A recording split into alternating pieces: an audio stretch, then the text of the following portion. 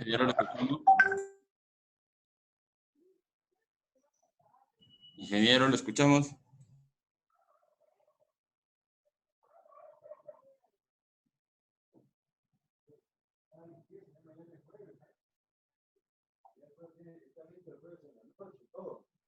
Una mesa espectacular ahí, para que después su corbata de Nietzsche. Está bien, pero nosotros vamos a salir a la tarde a las 50. A la 1 salimos, o sea que no hay mucho tiempo.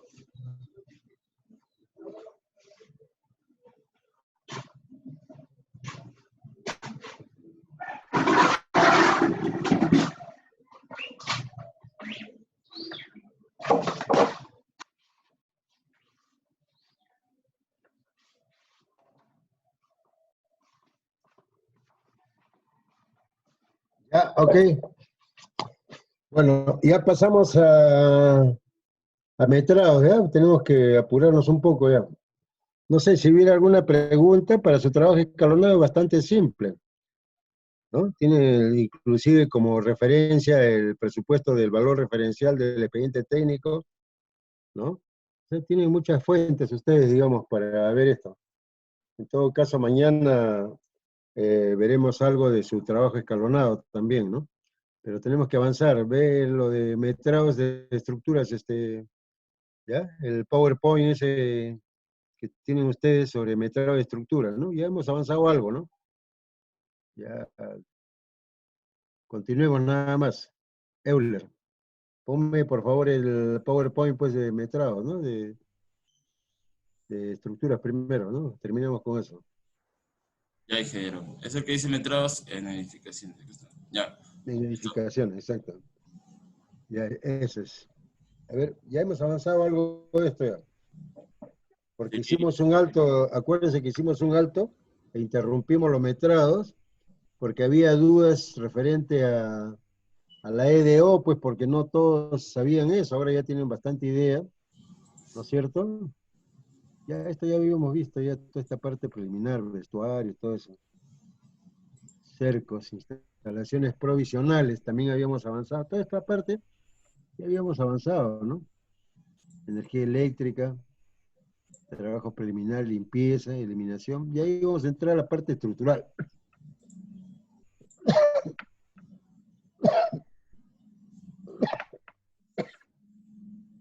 Ya, a ver, remoción de escombros, igual demoliciones, todo esto habíamos visto ya, estructura, ahí sí, ahí nos quedamos.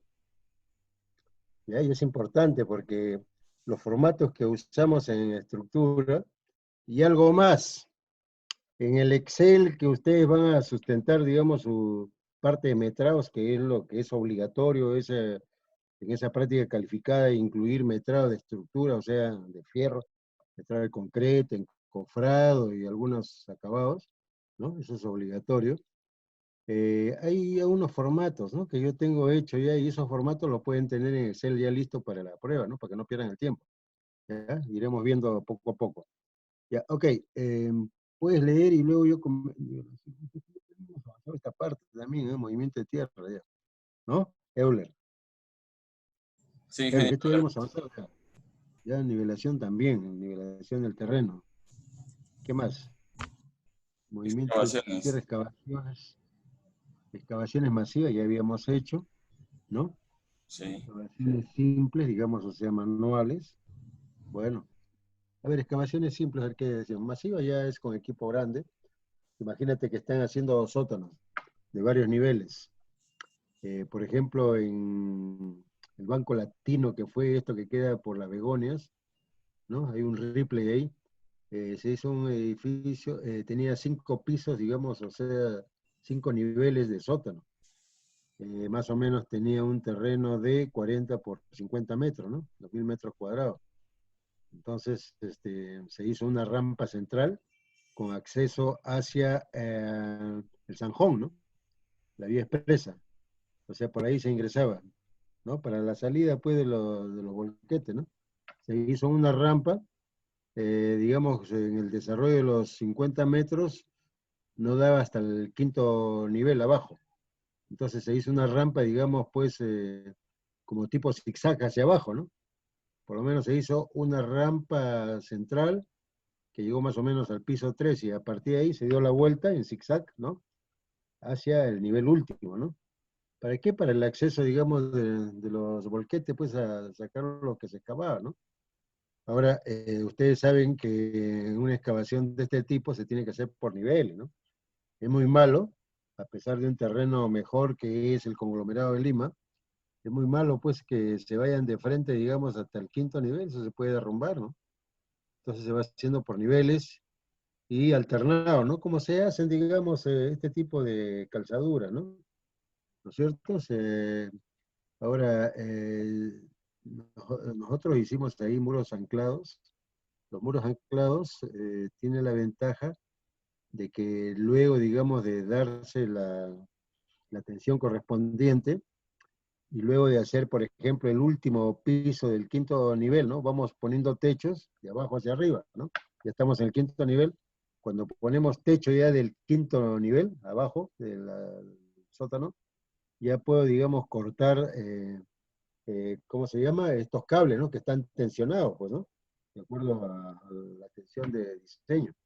Eso hay que cortarlo. ¿Por qué? Porque puede pasar que en el otro lado puedan hacer, digamos, otros sótanos y pues si está el cable que ya realmente una vez hecho el efecto marco, o sea, el techo, columnas y techo del quinto nivel, ya se puede cortar, digamos, ir cortando progresivamente, ¿no? De ese modo, para evitar, digamos, que cuando alguien construye al otro lado, pues, y eso está tenso, imagínense lo que puede ocasionar, ¿no? Solamente, pues, malograr los equipos y no matar gente, ¿no? Por esa razón se tiene que cortar porque ya estructuralmente ya no hay razón de mantener tensionados estos cables. Sin embargo, debo aclararle que este tipo de muros anclados, cuando se trata de muros de contención anclados en una carretera, esos sí son permanentes. A nadie se le va a poder ocurrir, digamos, cortar esos cables de, ¿no es cierto?, un muro de contención en una carretera, ¿no? Eso es lo que sustenta, digamos, la caja de la escalera, ¿no? ¿No es cierto? Todo el terraplén, toda la su base, todo lo sustenta eso. Entonces, eso no se corta nunca. Nosotros hicimos como muchos kilómetros, no, sí, bueno, alrededor de 2 kilómetros ya juntando todo. Yo les hablé el caso del río Guayave, que creció, estoy hablando hace casi 20 años atrás, ¿no? Y pues se malogró todos los muros de contención que eran clásicos, esos con los pies y talones, ¿no? Estos clásicos con muros de contención. Los hicimos anclados todos, hasta que teníamos anclaje al cerro más o menos de 20, 25 metros dentro, ¿no? Y eso es lo que soporta ahorita, ahí está pues vivito y coleando, como se dice, estos muros de contención. Mira, ya han pasado más de 20 años, ahí están en el río Guayaba, es el pase del Cerro Carpich, o sea, la montaña está Carpich, ahí en Huánuco, la salida de Huánuco, hacia Tingo María. Hay unos túneles, y después de los túneles es el problema, porque hay un estrechamiento, ¿no? La justa pasa el río Guayaga y cerros a los costados, ¿no? Entonces es el cambio, digamos, después de la CG Selva y Selva luego, con respecto a la sierra misma, ¿no? Ahí se ha hecho muy buen trabajo. Ahí trabajamos Graña Montero y COSAPI para hacer esa rehabilitación, ¿no? De esa carretera hacia Tingo María, pero al otro lado del Cerro Capi, de un punto llamado Caracol, ¿no? De Caracol hasta Tingo María hicimos, digamos, con Graña Montero y COSAPI, ¿no? Ok. Bueno, no sé si hay alguna otra cuestión. Estaba abundando sobre excavaciones masivas, ¿no? Recuerden que los metrados son geométricos, no hay esponjamiento acá. En el análisis de costo, pero no exactamente de lo que es excavación, sino de eliminación, también, ¿no? Se hace sin esponjamiento y en el análisis de costos se incluye, dependiendo del tipo de suelo, le dije, material suelto un 30% hasta roja, alrededor del 60% roja, ¿no? Hacemos en el análisis de costos, en los metrados es todo in situ, ¿ya? Sin esponjamiento, sin nada de eso. Bueno, ahora excavaciones simples. Lee, por favor, Euler.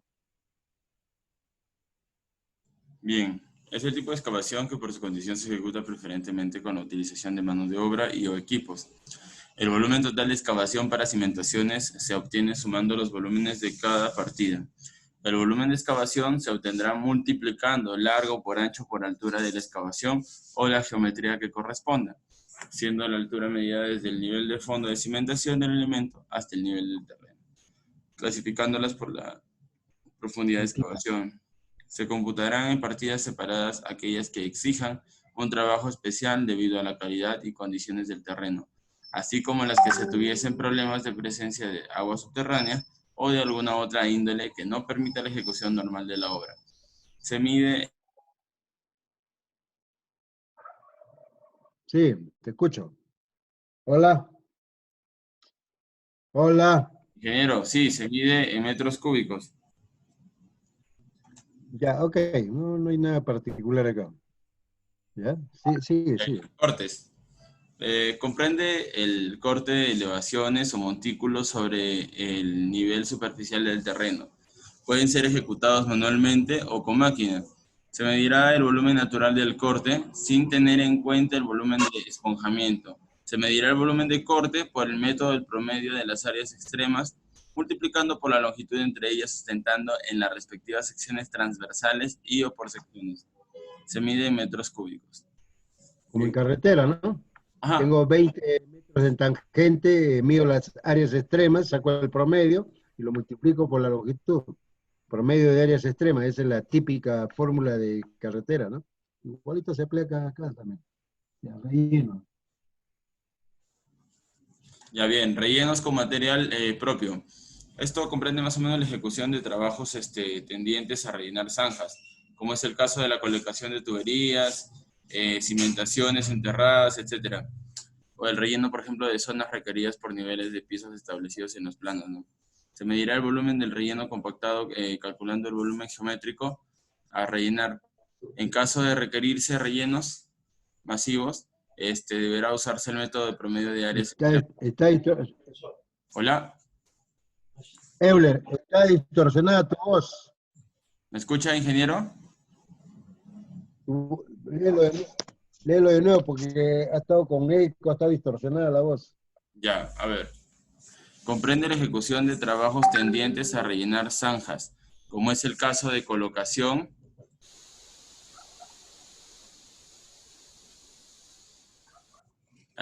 o el relleno en zonas requeridas por niveles de pisos establecidos en los planos. Se medirá el volumen del relleno compactado calculando el volumen geométrico a rellenar. En caso de requerirse rellenos masivos, deberá usarse el método del promedio de áreas extremas multiplicando por la distancia entre ellas, acumulando los volúmenes parciales o por secciones. El volumen del relleno en cimentaciones será igual al volumen de excavación menos el volumen de concreto que ocupa el cimiento.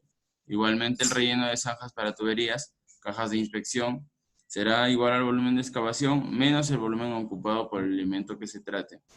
Se mide en metros cúbicos. Bueno, igualito, todo es geométrico. ¿Ya? Acá, esa compactación hay que entenderlo bien, ¿no? Porque al final el resultado va a ser de ese relleno, digamos, vamos a suponer que tenga cimientos corridos y tengo que rellenar el ambiente de la cual delimitan estos cimientos corridos. Entonces, ahí se indica, digamos, el nivel de piso terminado, etcétera, etcétera. Por lo tanto, el relleno, ¿no? Tiene que ser hasta por debajo de ese nivel de piso terminado. Pero es ¿qué le digo? Es un espesor, una altura geométrica, ¿ya? Es altura geométrica. Cualquier cuestión, digamos, se considera en el análisis de costo. Los esponjamientos, en eliminación de desmonte, por ejemplo, es análisis de costo, ¿no? Simplemente es eso, ¿no? Bueno, ya lo veremos en el análisis de costo. Sigue, sigue, sigue. Sigue. Bien, rellenos con material de préstamo. Comprende los rellenos a efectuarse utilizando materiales traídos desde fuera de la obra. Esto tendrá validez con todo lo notado en la partida de rellenos con material propio, ¿no? Se mide en metros cúbicos. Igual, geométrico. Claro. La nivelación. Interior y apisonado. Bien. Recibe el nombre de nivelación interior dado que está encerrada entre los elementos de fundación. Puede consistir en un corte o relleno de poca altura y necesita de un apisonado manual o con máquina. El apisonado se acostumbra a efectuar por capas de un espesor determinado para asegurar mejor la compactación. Esta se medirá por área efectiva a cortar o rellenar comprendida entre los elementos de fundación. Se indicará el número de capas por apisonar para efectos de cálculo de costos. Se mide en metros cuadrados. hay que tener cuidado cuando los rellenos de este tipo se miden en metros cuadrados. Es importante saber la altura para ver cuántas capas va a ser y eso se tiene que reflejar en el análisis de costos, ¿no? ¿Ya? Básicamente todo lo trasladamos al análisis de costos. Porque Ingeniero, imagínense, no es lo mismo rellenar pues un espesor de 20 centímetros que uno de 90 centímetros, ¿no? Entonces ahí, si se va a medir por metro cuadrado y no metros cúbicos, hay que tener cuidado del número de capas, ¿eh? Las capas normalmente son de 20 centímetros, ¿no? ¿Ya? 20, 25 máximo. Es por el equipo, ¿no? Si usan plancha compactadora no debe ser de más de 20 centímetros, para que al final quede alrededor de 15 centímetros efectivos, ¿no? Pero todas esas incidencias son parte pues, del análisis de costo, ya, ¿no? El metrado es muy frío, ¿no? Simplemente dice, altura, digamos, relleno en metros cuadrados para una altura de 30 centímetros o 20 centímetros. Otro dirá altura en 90. Ah, pucha, esto ya no es igual, pues, ¿no? Ahí van a ir varias capas, ¿no? Si ya hablamos capas de 20 o 25 centímetros, por lo menos van a ser de 3 a 4 capas, ¿no? El otro es solamente una capa, probablemente, ¿no? Entonces, eso va a influir necesariamente en el análisis de costo, ¿no? Ya. Ok, ingeniero, dos sigue, de mis compañeros tienen preguntas. Uno sigue. es el compañero Luis Cortegana y el otro es el compañero Alarcón. Habla Corte. Ya, gracias, Albert. ¿Ya? Ingeniero, una consulta. En el expediente técnico, cuando me solicitan el documento del CIRA, o sea, el de restos arqueológicos, ¿este lo obtienen antes de la excavación o durante el proceso de excavación? No, no, no, no. Digamos, ahí hay un problema serio, ¿eh? O sea, si tú vas a pedir, digamos, certificado de inexistencia de restos arqueológicos, eso ya constituiría un vicio oculto, ¿no? Porque tiene que ser, ¿cómo sabes tú que antes de la excavación existe eso? Has hecho, digamos, tu estudio de suelo, digamos, calicatos y todo. Y vamos a suponer que eso esté localizado, pues, o focalizado en determinado lugar que no ha sido detectado por calicata alguno. Pero sin embargo, cuando empiezo a hacer la excavación, digamos, de Zapata, me encuentro por ahí unos ciertos restos arqueológicos, ¿no? Entonces, inmediatamente hay que acudir, bueno, antes era el INC, ahora el Ministerio de Cultura, digamos, que ve estas cosas, ¿no? Para que verifiquen ustedes qué tan importantes son esos restos arqueológicos, ¿no? Si es una cuestión así de alguien que enterró a unos muertos por ahí, de pronto clandestinamente, ¿no? Y no hay vestigios mayores, digamos, de arqueología, entonces te van a extender el CIRA y te van a dar el paso correspondiente, ¿no? Pero eso es posterior, ¿no? O sea, y puede ser motivo, digamos, de paralización de obra en un momento dado, ¿no? Y eso hay que anotarlo en el cuaderno de obra, ¿no? Para ir viendo, digamos, pues las incidencias, digamos, de esta tardanza, ¿no? En hacer una obra porque aparecieron de pronto ahí, entre comillas, unos restos arqueológicos, ¿no? ¿Ya? Eso es así.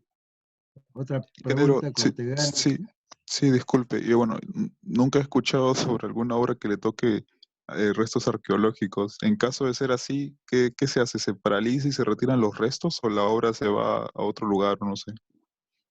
No, por eso te estoy diciendo, tienen que evaluar lo del INC, ¿no? El Instituto Nacional de Cultura del Ministerio de Cultura, ¿no? Tienen que evaluar, pues. Lo que han hecho algunos, digamos, si estás a profundidad y has encontrado algo así, una cosa así es pequeña, como que hubo un entierro clandestino de pronto, lo pasan por alto, ¿ah? O sea, porque si no te van a paralizar la obra, van a analizar todo el entorno, etcétera, y si es algo que les interesa eso, hasta te pueden paralizar la obra, ¿no? O sea, la cosa de restos arqueológicos en el Perú es bien fastidioso. Y sucede a cada rato en las construcciones que se hacen en el centro de Cusco, por ejemplo. Nosotros estábamos haciendo ahí una obra para, en ese tiempo, el Banco Agrícola, ¿no? Que había, ¿no? Y está casi cerca del centro de la ciudad, y encontramos unos restos, paralizaron una parte, se tuvo que hacer una modificación del diseño para conservar un muro incaico, por ejemplo, ¿no? Que apareció un muro incaico ahí semienterrado, ¿no? Entonces, eso es muy frecuente en Cusco, ¿no? Entonces, les estoy diciendo, ¿no? Si hay restos arqueológicos, tienen que darle solución a ellos, ¿no? Y extenderte un CIRA, digamos, si el caso amerita, ¿no? Pero eso es después de, ¿no? O sea, normalmente en la fase de expediente técnico casi a veces no se detectan esas cosas, ¿no? Sino como vicio oculto. Ahora, todo vicio oculto genera, digamos, un cambio de diseño. Entonces es la única opción que un contrato a suma alzada puede ser modificado, ¿no? Porque se entiende que un contrato a suma alzada tú vas a hacer lo que respetes de ahí en los planos. Pero si existe este problema, ¿no es cierto?, de restos arqueológicos, va a tener que modificarse el diseño y por lo tanto también el presupuesto y seguramente va a haber una ampliación de plazo motivada por esta vicio oculto, ¿no? Ok. ¿Qué otra pregunta había? Eran dos, dice. Cartagena. Mi compañero Alarcón. Alarcón, hace rato levantaste la mano, puedes A hablar. ver, Alarcón. Alarcón. Total, Alarcón ya se fue. Ya, ok, Ingeniero, sigamos. A ingeniero, ver. disculpe, tenía otra pregunta.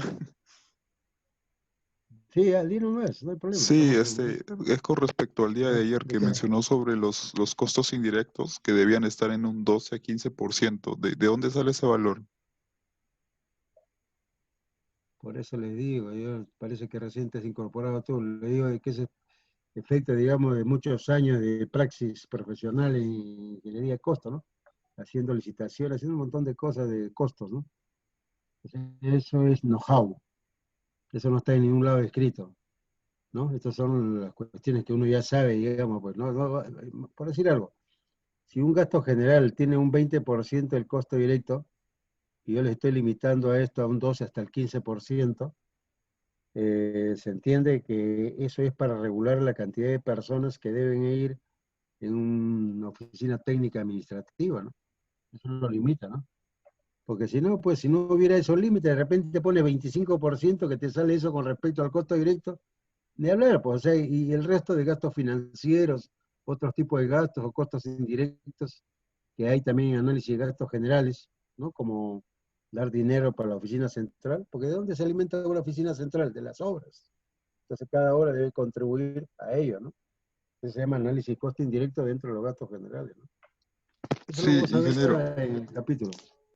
Sí, dime. Sí, lo que pasa es que, por ejemplo, había visto un proyecto, bueno, que me contaron en Ceapal sobre cambio de tubería y Ya. cuando quisieron ganar, creo que el concurso, se habían bajado, este, el presupuesto ajustando ahí y como estaba a precios unitarios, había una cuadra en la que ya no había necesidad de cambiar tuberías, entonces todo eso no se lo iban a pagar y como sus costos indirectos estaban en un porcentaje al costo directo y ese costo directo se había bajado, presentaban problemas, no sé, algo así he escuchado.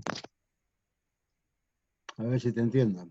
Tú hablas de que ha habido una modificación real en campo y que ya no se iban a colocar tuberías, digamos, o sea, prácticamente iba a haber una reducción del presupuesto directo, ¿no? Eso es lo que Ajá, tengo entendido. sí, Ese es el problema, justamente cuando hay reducción, es a precio unitario, entiendo, ¿no? Si es a precio unitario, hay una reducción, porque los precios unitarios son los metrados reales lo que se valoriza, y los precios que se han ofertado, ¿no? Por eso es el precio unitario, ¿no? Donde valen los precios no se modifican, pero sí los metrados, que son referenciales, y te pagan lo que realmente ejecutas. Si hay una reducción por A o B, digamos, ¿no es cierto? En este caso de los metrados, evidentemente el costo directo final va a ser menor, ¿no? Ahora, si se aplica, digamos, un porcentaje de gastos generales con respecto a ese presupuesto, y ya el costo directo ha disminuido, automáticamente el gasto general también disminuye bajo esa. Es el problema cuando no se hace análisis de gasto general y se considera este como un porcentaje de los costos directos. Tiene ese inconveniente, ¿no? Ese problema. O sea, ahí hay una reducción tácita del gasto general también, a pesar de que no debiera ser así, ¿no? Porque el plazo no está disminuyendo. Al ingeniero hay que pagarle igual por el plazo, salvo que haya una disminución de plazo. Claro, es esto. Normalmente puede haber menos obra, pero normalmente casi nunca te hacen reducción de plazo. Debiera ser probablemente, ¿no? Porque está reducido también cantidad de horas por ejecutar. No sucede cuando es un adicional por mayores metrados, ¿no? Ahí prácticamente es una regla de tres para determinar el nuevo plazo en función, digamos, a las actividades críticas, ¿no? ¿Es cierto? Son dos condiciones diferentes, ¿no? Pero, ¿cuál era tu pregunta específica? No te he entendido bien. Ya, ok. ¿Qué es lo que decías tú? Y El es que creo que cuando hicieron el presupuesto, ellos de frente pusieron el porcentaje, por ejemplo, costo, 13% a gastos generales. Y ya, creo que con no respecto hicieron al un costo análisis de directo. costo ahí. Ajá. Ya, exacto. Ya, ok, 13% el costo directo. Pero ¿qué pasa si el costo directo disminuye? Te van a seguir aplicando ese 13% a ese costo disminuido, ¿no? En el fondo te están Así es. disminuyendo, en el fondo también te Ajá. están disminuyendo los gastos generales, ¿no? Ese es el problema que hay, pues el peligro, cuando no se hace un análisis de gastos generales y las normas peruanas no exigen para edificaciones ni la parte sanitaria, de CEDAPAL en este caso, hacer análisis de gastos generales, ¿no? Que sustente, digamos, ese porcentaje, ¿no? Simplemente le ponen, pues, ¿qué te digo? 15%, 18%, 20% el costo directo y se acabó, ¿no? ¿No? Eso es lo que se hace, eso está mal. Es otro de los motivos que refuerza, digamos, un cambio paradigmático, ¿no? Cambiar, sí o sí. Bueno, ¿qué más? Sí, ingeniero, disculpe, lo que pasa es que, bueno, había escuchado también que cuando lanzan concursos y se bajan al 90%, las empresas ajustan así su presupuesto con tal de ganar la obra. Sí, pero menos de 90 no hay, pues los límites son, antes había, por ejemplo, cuando se desarrollaron los FONAVI, se dejó libre los límites inferior y, ¿no? Sobre todo el inferior y superior. Entonces se bajaba menos del 90% del valor referencial, ¿no? O sea, el valor del presupuesto base, digamos. Pero ahora ya no existe eso, la norma otra vez retomó a decir que más o menos 10%, o sea, 110% y 90% son los límites superior e inferior con respecto al valor referencial, ¿no? Las propuestas menores a ellos simplemente no se toman en cuenta. ¿Quién va pues, a hacer esa tontería si sabe que no puede bajarse el 90% del valor referencial o no puede estar superior al 110% del valor referencial, ¿no? Son los límites. Ingeniero, Solamente hubo un periodo, como digo, en el gobierno de Fujimori, con esto de...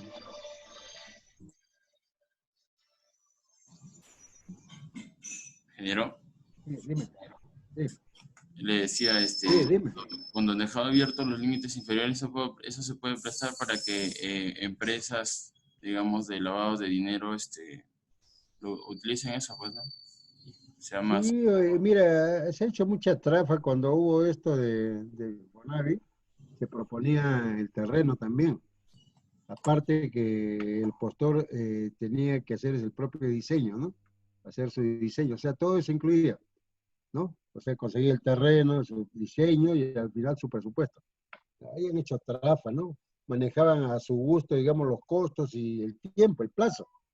Fijaba el valor referencial, o sea, una referencia que ponían, ¿no? Vamos a poner un año.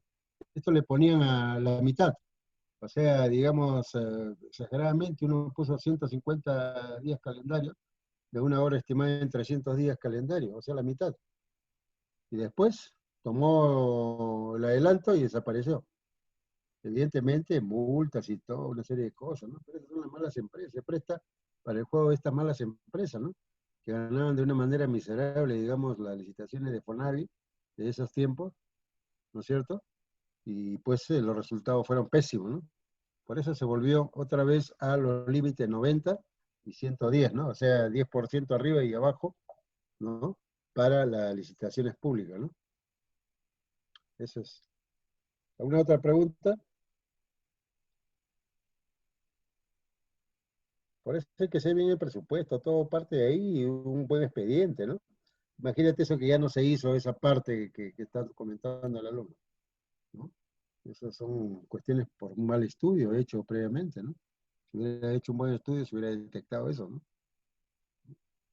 El problema es ese porcentaje que se le asigna, digamos, de gastos generales, como un porcentaje del costo directo, tiene sus bemoles, ¿eh? Tiene sus problemas, ¿ya? Ok, seguimos. Nivelación. Ya, eso ya está. Ahora, Ya, siguiente. eliminación de material excedente. Bien. Ya. Que comprende la eliminación de material excedente determinado después de haber efectuado las partidas de excavaciones, nivelación y rellenos de la obra producidos durante la ejecución de la construcción. El volumen del material excedente será igual a la diferencia del volumen excavado menos el volumen del material necesario para el relleno compactado con material propio. Esta diferencia será afectado por el esponjamiento que deberá calcularse teniendo en cuenta la siguiente tabla. Los valores anteriores son referenciales, cualquier cambio deberá sustentarse técnicamente. La medición es en metros cúbicos y abajo dice, para el tipo de suelo, por ejemplo, de roca dura, el factor de esponjamiento está entre 1.5 y 2. Mediana, 1.4 y 1.8. Blanda, 1.25 y 1.40. Grava compactada, 1.35. Grava suelta, 1.10. Bueno, y así sucesivamente.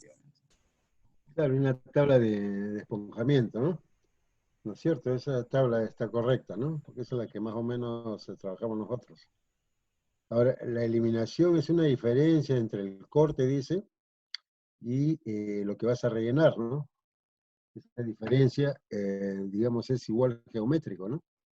El otro elemento es para el análisis de costo, no se está diciendo claro, ¿no? Que este esponjamiento lo consideramos para el análisis de costo, ya. No en el metrado. El metrado es una simple diferencia entre metrado en caja del corte menos lo que vas a rellenar. Esa diferencia es la eliminación, ¿no? Pero el esponjado no va en el metrado, otra vez repito, ¿eh? No entiendan bien, ¿eh? Ya, ok, sigue. Tablestacado. Oye, esto ya habíamos hecho, pues tablestacado, me acuerdo, ahí estaba hablando de tablestacas. Estamos repitiendo. Refiero a las obras de apuntalamiento de las excavaciones, zanjas, pozos. Cuando el terreno ofrece riesgos de deslizamiento, sea en condición seca o húmeda, que ponga en peligro su estabilidad. Refiere a todos los insumos necesarios para la construcción y retiro de tablestacados.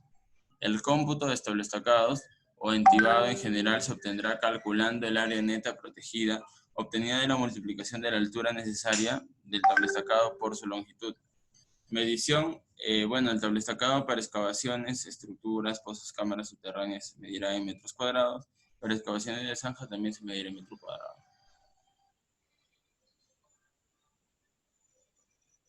Un ratito, ¿eh? Dime, Enrique, dime. Sí, estoy en clases, hombre, estoy haciendo un alto. A ver, dime.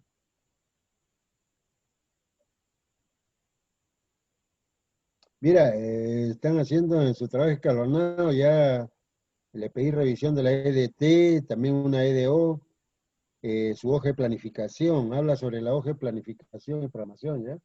Para determinar con la teoría de restricciones los TP y todo eso, ¿eh? Y tienen bastante tema, ¿eh? También, digamos, las áreas provisionales, ¿no? El áreado previo que se hace. No, toda esa parte. Ya, hasta el layout plan puedes hacer. Ya, hasta el layout plan. Todo eso. Ok. Oye, sí, sí, pues porque, mira, lo que te voy a pedir es que para el próximo miércoles que tengo que dar una conferencia, un congreso, justamente yo voy a hacer los primeros 40 minutos y luego tú haces los dos siguientes de 40, pues ya. Solo para este miércoles 16. Claro, después de las 10:40, porque justo a las 10:50 yo tengo que dar la conferencia, ¿no? De 20 minutos en un congreso, ¿no? ¿Ya? Estamos haciéndolo también vía online, no a todo. Ya, Enrique, también tienes que corregir las pruebas que te dice que ya se te han pasado también, ¿no? Ya, vamos a coordinar eso, ¿eh? Sí. No, las pruebas. Hay una serie de prácticas domiciliarias, ¿ya? Ok. Ya, Enrique, ya, cualquier cosa estamos viéndolo ya después, pues ya estoy en clases ahorita. Ya, chao, chao, chao. Ya, ok. Sí, es que necesitaba coordinar con Enrique Guaroto, ¿no? Que es el, digamos, jefe de prácticas de CO 821. Ya, ok. Estábamos hablando de tablestacado, habla de área neta, o sea, el área, digamos, neta, es el área a cubrir, digamos, no más allá de, el límite, digamos, es el terreno natural, ¿no? Hasta la profundidad que corresponde al diseño, ¿no? Pero habla de áreas netas, porque el tablestacado, pues son unas láminas, ¿no? Normalmente de metal, ¿no? La que yo he usado, y que tienen una especie de broche, ¿no? Para encastrar pues, uno con respecto a otro, ¿no? ¿No es cierto? Y así se va construyendo, digamos, para protección del talud, para protección, digamos, por el problema de aguas también, etcétera, etcétera, ¿no? Tablestacado, ¿no? Bueno, ya, otro tema. Bien. Obras de concreto simple. Ya, ok. Arrancamos propiamente ya en la parte concreta, ¿verdad? Ya, a ver, este comprende el cómputo de los elementos de concreto que no llevan armadura metálica. Involucra también a los elementos de concreto ciclopio, resultante de la adición de piedras grandes en volúmenes determinados de concreto simple. Comprende a las siguientes actividades: cimiento corrido, subzapata o falsa zapata, solados, bases de concreto, estructura de sostenimiento de excavaciones, sobrecimientos, gradas, rampas, falso piso. Ya, cimientos corridos. Esta denominación abarca los elementos de concreto ciclopio que constituyen la base de cimentación de los muros. Por lo general, su vaciado es continuo y en grandes tramos, de allí su nombre de cimiento corrido. El cómputo total de concreto se obtiene sumando el volumen de cada uno de sus tramos. En tramos que se cruzan se medirá la intersección una sola vez. Esto se mide en metros cuadrados. ¿Qué cosa en metros cuadrados? Los cimientos corridos, metros cúbicos. Hay un error ahí. ¿Okay? Sí. Sí, está mal eso. No, en metros cúbicos, ¿eh? Estás hablando de cimientos. A ver, voy a ahondar un poquito más, ¿eh? Ustedes saben que los cimientos corridos fundamentalmente los utilizamos en la zona donde están los muros, sean portantes o no portantes, ¿no? Entonces, luego de eso, el sobrecimiento, dejando los vanos libres. Ahora, el cimiento corrido, en general, la proporción es 1:10 cemento hormigón, puede ser hasta 1:12, 1:10 o 1:12, más un 30% de piedra grande, ¿ya? Se entiende unos volúmenes de piedra grande, pues más de 8 pulgadas, ¿no? ¿Ya? Luego, bueno, eso es lo que abundar sobre el cimiento corrido. Son cimientos ciclópeos, en todo caso, porque se le está agregando piedra, ¿no? Ok, ahora sigue. Sobre el cimiento creo que está aparte. A ver, sigue. Bien, subzapata o falsa zapata. Son los elementos que se encuentran debajo de las zapatas y que generalmente para conectar a esta a un terreno de la calidad estipulada en los planos, ¿no?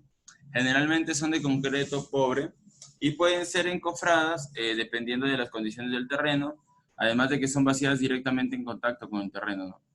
El cómputo total de concreto se obtiene sumando el volumen de cada una de las subzapatas, y el cómputo total de encofrado y desencofrado se obtiene sumando el área de encofrado en cada subzapata.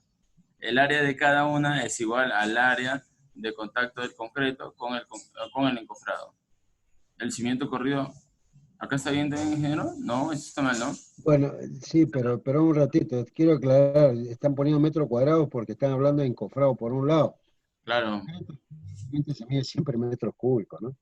Pero el encofrado sí es metros cuadrados, ¿no? Entonces, no está claro ahí, pero se entiende que eso es, si es metros cuadrados, es el encofrado, ¿no? Ahora, la subzapata o falsa zapata, ustedes saben cuál es el objetivo, ¿no? ¿O no saben? Deben saber más que cualquiera. ¿Para qué se hace una subzapata o falsa zapata?